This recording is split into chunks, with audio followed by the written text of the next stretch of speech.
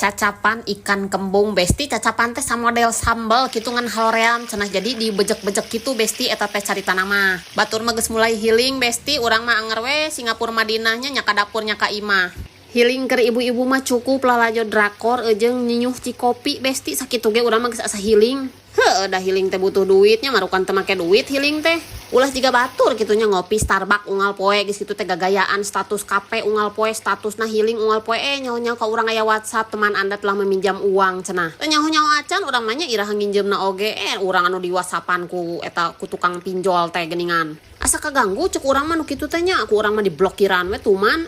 Pernah harita nelepon memaksa nagih ku urang carekan deui we besti tuman, cek urang teh duitna kitu make urang mah. Sakirana teu boga duit mah geus we cicing, make jeung hayang hulang healing geus we ngahulang di imah nu bener mah. Ai jadi jelema teh ulah sok cul dog tinggal igel besti. Teu kudu maksakeun geus we engke nungguan jurig numpak kuda karek besti healing mah heueuh.